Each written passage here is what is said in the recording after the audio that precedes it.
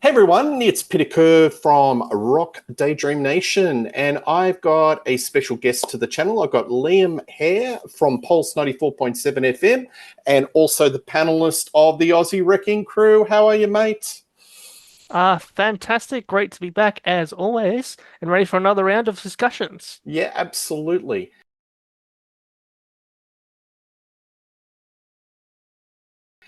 Recently, Cold Chisel did a round of their 50th anniversary shows around the country.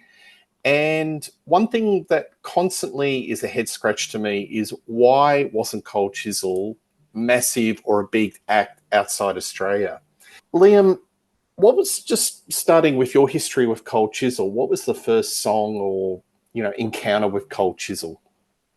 I'm going to say Kashan from 1978 because we had to study that song for history in year 11, so we learnt about obviously Vietnam War and everything that was themed around that song. So that was my real first big exposure to the works of Cold Chisel, and then just started listening out through the hits through Gold FM and Trouble Triple M and be like, oh yeah, that's Cold Chisel right there. And so yeah, it's always good to see them on the radio and always like to hear them. They're pretty cool acts.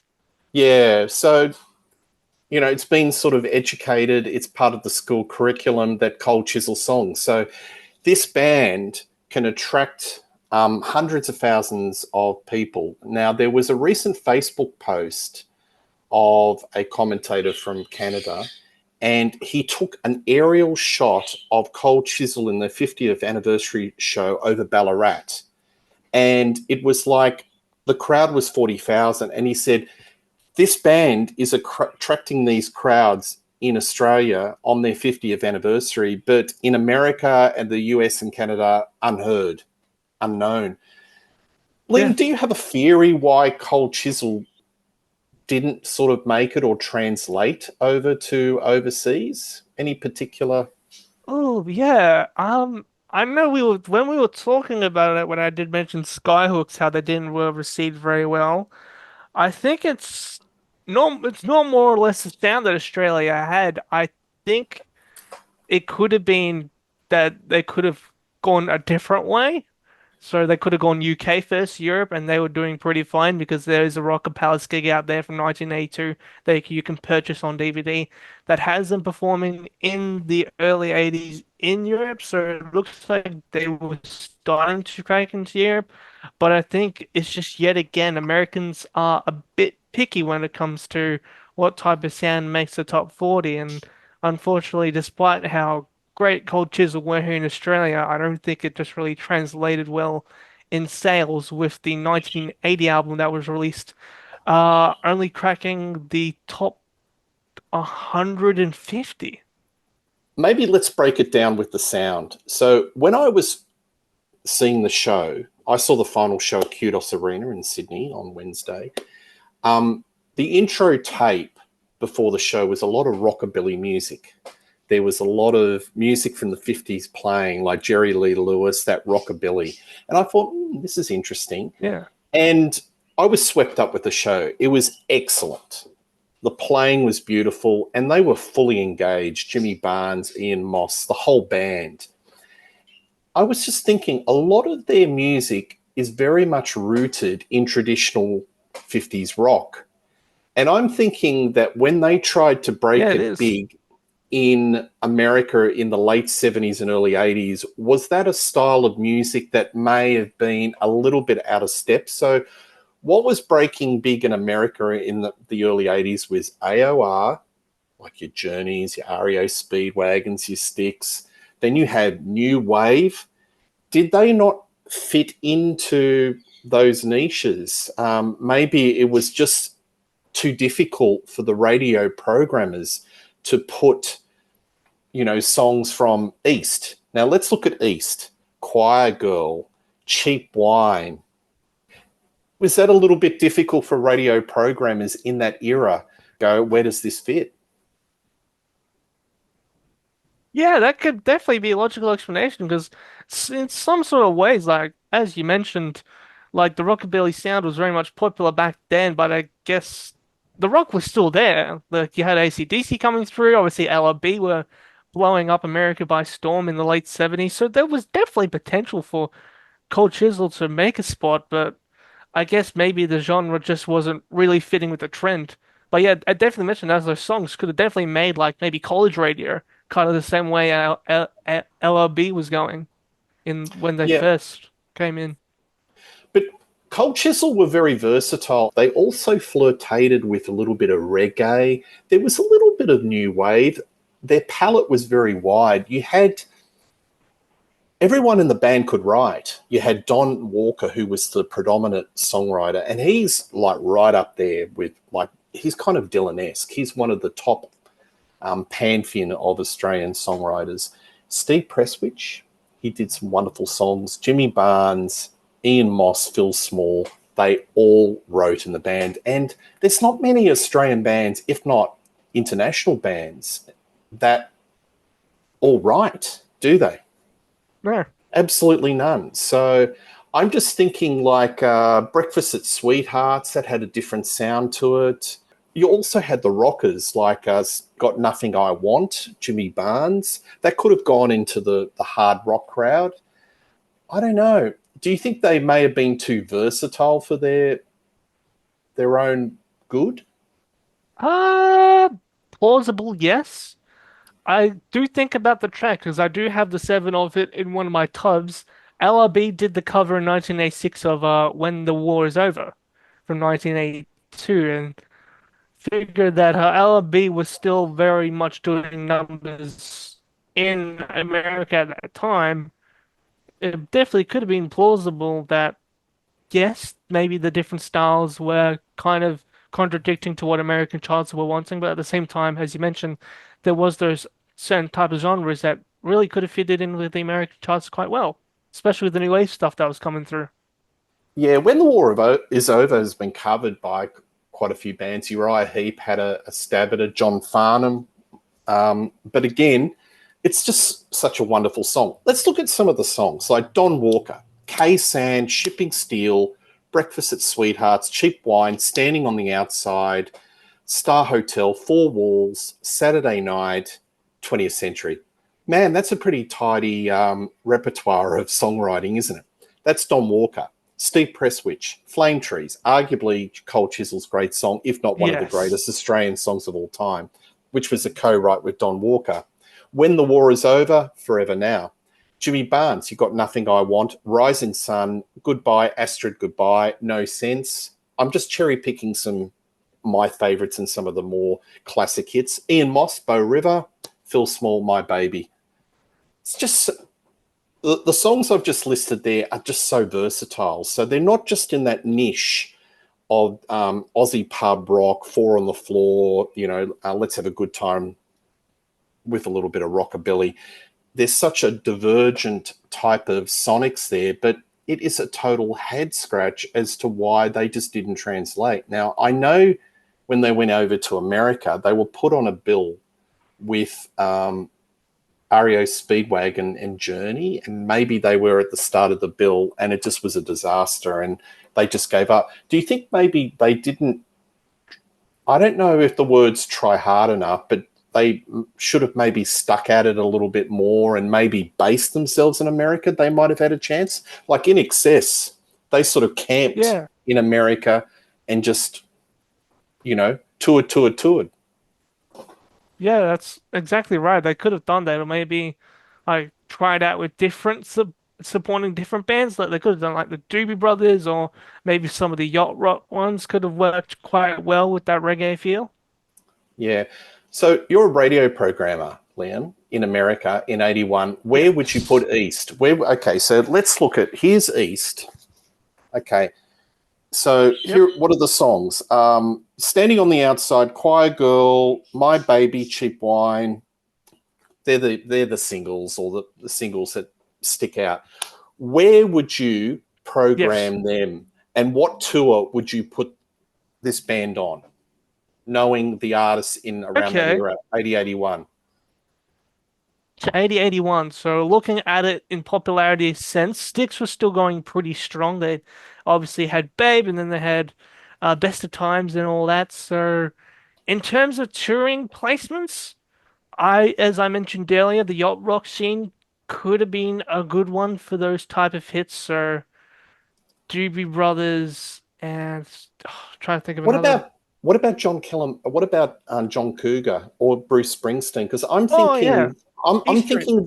thinking they're a little bit too sharp for yacht rock. Yacht rock are a very sort of I don't know. It's a different genre where it's all about the music and less about the presentation and stagecraft. It's more of, you know.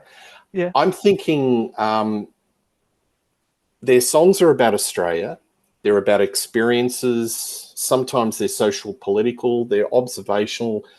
What about a tour with a Bobby Dylan? What about a tour of Bruce Springsteen? What about a tour with John Cougar Mellencamp? Or was it kind of like selling ice to the Eskimos? Were there too many of these kind of troubadours or rock hero in that sort of genre in America? Um, that I would probably not really, especially coming from the Australian end. But yeah, definitely with like East Street Band and what have you. Maybe there was too many of that already going around, and they just needed something fresh. Yeah. So do you think that would have slotted in a lot better than, doing it with the AOR or the yacht rock? Yeah. If they did it with the East Street type of crowd, I reckon they would have fared much, much better. Right. Because Bruce has that same type of feel, especially Yep. when you get into like Born in the USA, 1984, and all that. Yep. So, Is there any of their songs that you look back now and you just think it's a total head scratch? That should have good music is good music, and it should have translated. Like in the end, there are some bands that the music is just so good it just does translate. yeah. Is there any songs Uh, that you think?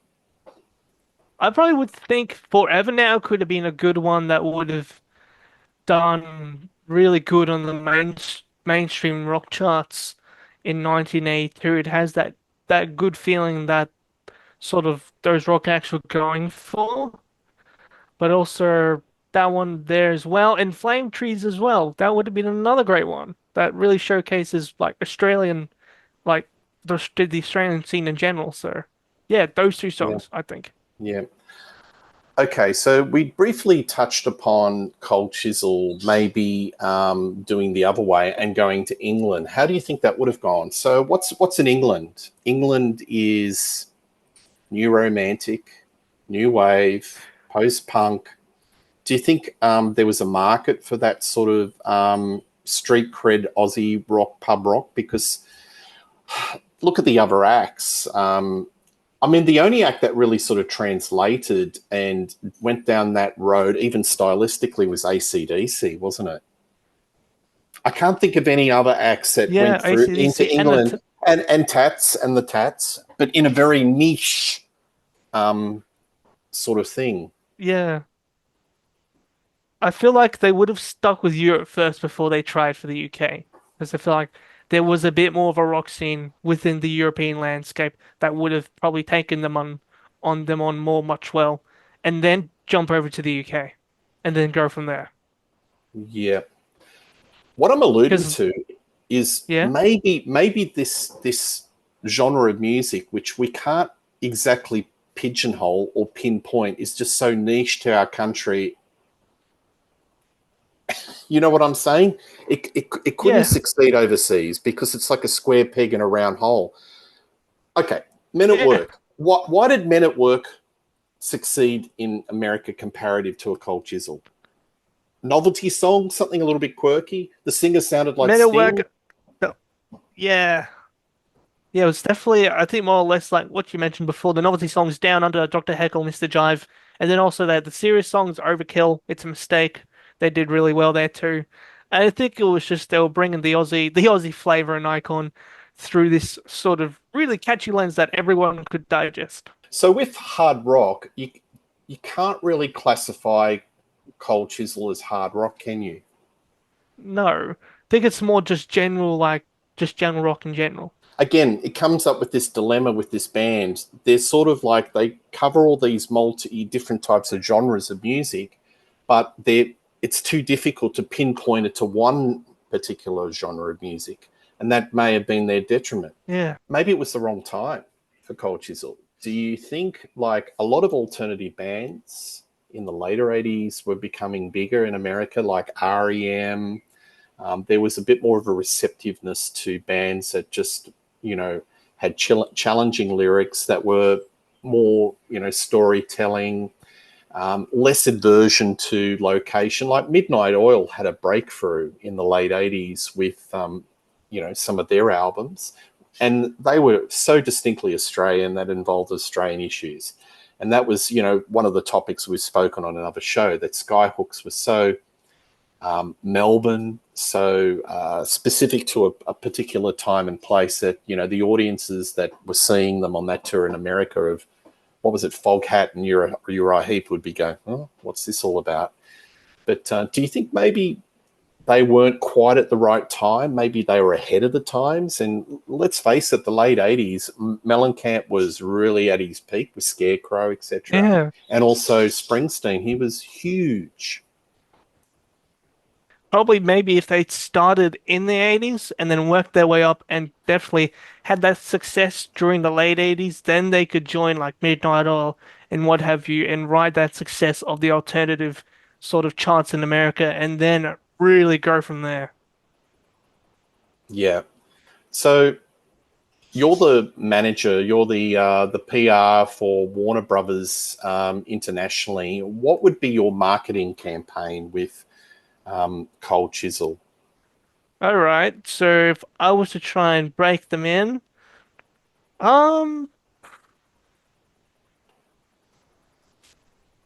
maybe thinking something along the lines of maybe like doing like a promotional tour first, I think would be very important.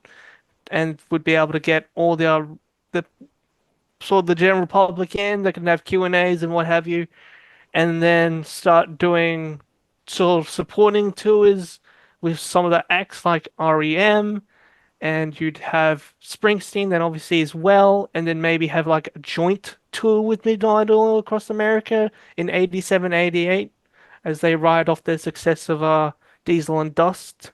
So yeah, I reckon Yeah. a good one would be a joint tour with Midnight Oil. Yeah.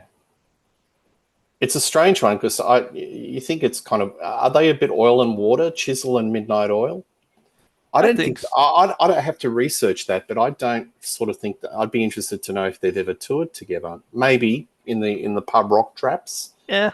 but two titans, it's definitely would be a showcase. Oh yeah. Yeah. But look, it seemed like the band interpersonal issues in the early 80s really, you know, they didn't get very far in America because they were fighting. And the frustration of not getting the response with the record company over there, that was it for them, and they retreated. But perhaps if they stayed longer and just camped, it might have been a different success story.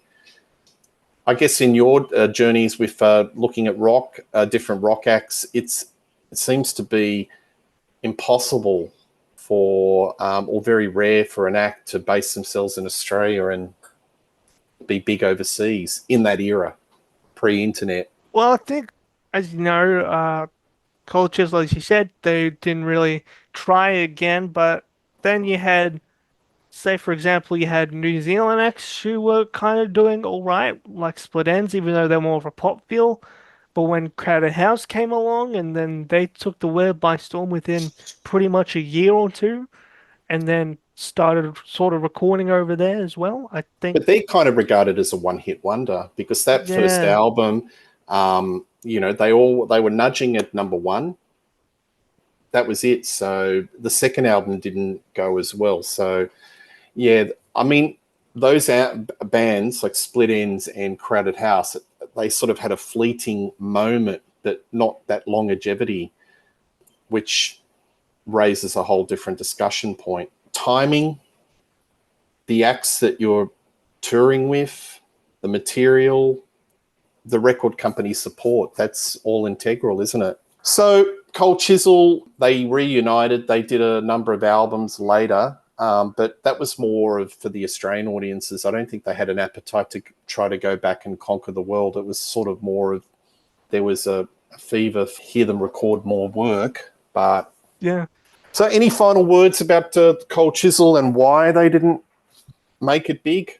I guess in summary, I guess it all comes down to the way that they're perhaps presenting themselves on stage to an American audience because they were used to seeing the acts like Styx and like Journey who'd figured out and already worked out what was already good. So I guess it's just I get the lack of airplay as well would be another one. So if they had more of a chance on say MTV during 80, 81, 82, they might have had a better shot. Yeah. Do you think pub rock was a bit too abrasive for America on the masses in England? Because it Yeah, is a very abrasive it style. is. It's a style of music because it's in the pub and it was kind of loud, rackety, very rhythmic, and it was on the basis that we play rock louder so the drunk punters could hear us and they would shush and listen to what was on stage. Do you think radio just didn't like it just didn't wasn't compatible with radio? Probably in America, yes, but here in Australia, where it really took off, there was already a growing scene for that. So I guess they just had to find the right charts to work with in America, but there really just wasn't an audience that wasn't really ready for Cold Chisel, I guess. Yeah, absolutely. Well, there's bands in Canada that were huge in Canada and weren't big in America. So I think every country of the world has a certain act that's sort of local and huge, but just for whatever reason doesn't translate. Status quo Yeah, in England. yeah. All right. Well, thanks, Liam. Always a pleasure to have you on the show. Liam is on 94.7 FM and on the Friday, is it 4 p.m. to 6 p.m. with Limo Limo and and and Josh. Joshua and Just Joshua. so playing plenty of 80s music and interviews. You got anything coming up soonish in the next month that you want to plug? That Machinations one's probably looking to be the one to look out for in February. That's going to be the big sort of Australian one, if you will. But Yep, I'm sure I'll get something between then, and will happily pass it on to you, and absolutely. we can play it Yep. out at the Daydream Nation. Yep, for sure.